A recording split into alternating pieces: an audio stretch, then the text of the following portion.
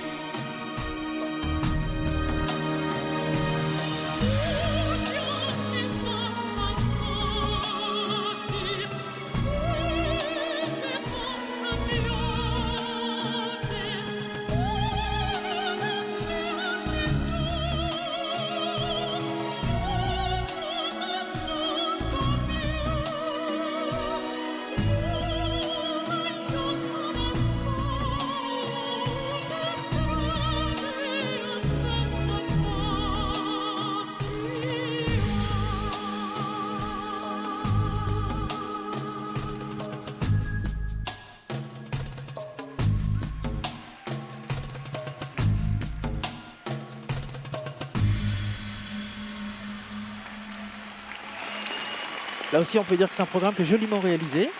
C'est ça.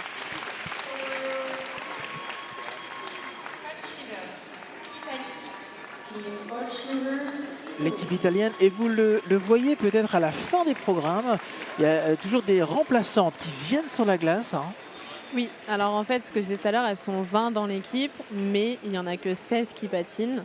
Et c'est toujours bon d'avoir des remplaçantes, parce que c'est elles qui permettent, si jamais il y a besoin de remplacer à la dernière minute. Et ça peut arriver. C'est le cas. Expérience JDA. Je crois. Alors, expérience JDA, on va traduire pour toutes celles et ceux qui nous écoutent.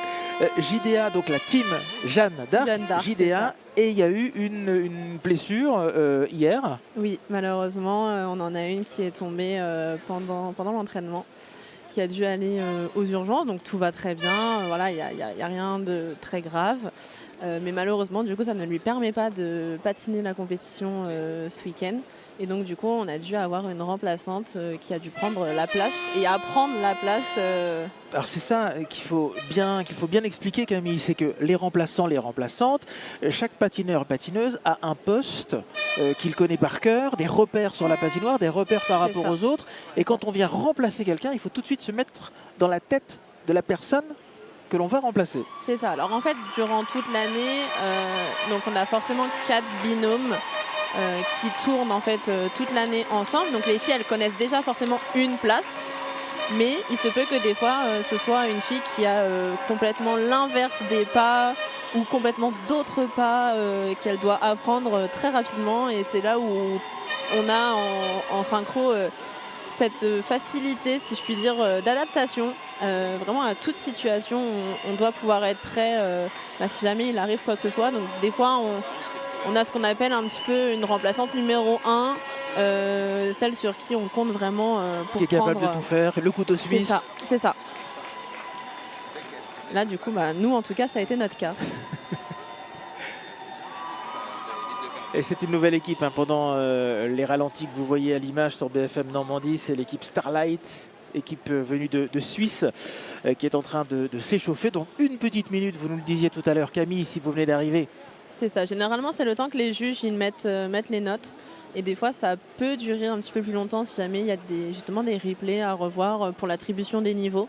Principalement côté panel technique, parce que s'il y a des erreurs de jugement derrière, ça peut chambouler tout un classement. Et quand il y a plusieurs nations présentes au même endroit, sur les phases de sélection pour les championnats du monde, ça peut se jouer à vraiment pas grand-chose. Alors on a vu les patineuses qui attendent les scores et les voici. Vous allez les découvrir sur votre écran. L'équipe Hot Shivers a obtenu lors du programme court 45 Elles sont secondes. ce qui les place provisoirement en deuxième position.